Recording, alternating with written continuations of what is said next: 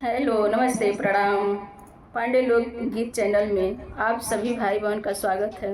मैं खूब सुंदर सा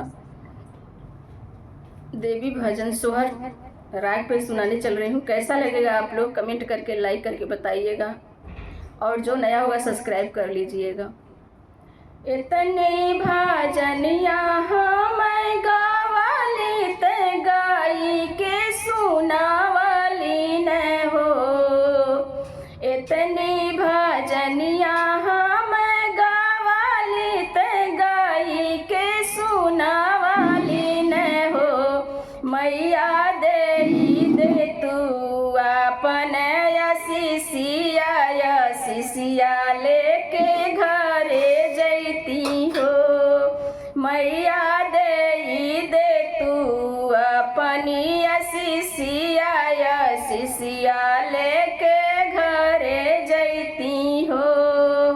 मंग में सिंदूर सजल रहे, बिंदिया चमकत रहे हो।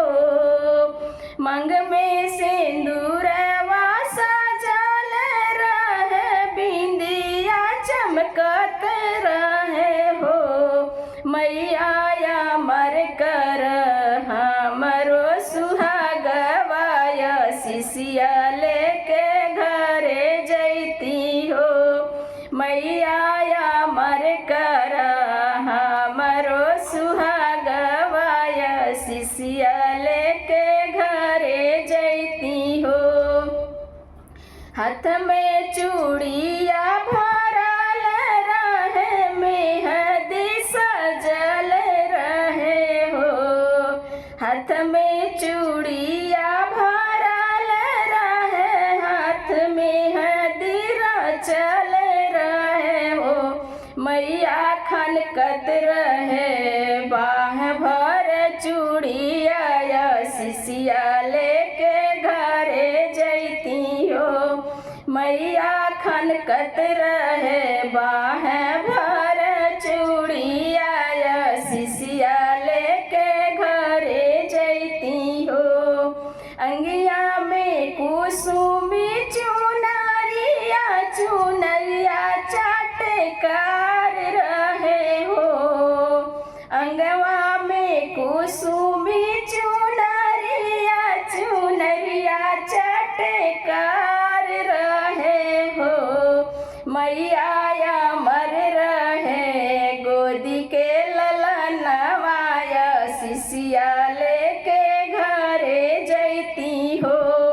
मैया अमर रहे, गोदी के ललनवाय, शिष्या लेके घरे जैती हो।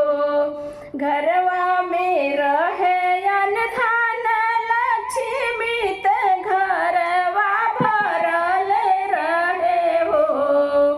घरवा में रहे अनधन लक्ष्मी, ते घरवा भरल रहे हो। मैया भरल रहे पूरा परिवार, शिष्या लेके घरे जैती हो। मैया भरल रहे पूरा परिवार, शिष्या लेके घरे जैती हो। इतनी भजन यहाँ मैं गाई के सुनाइले हो।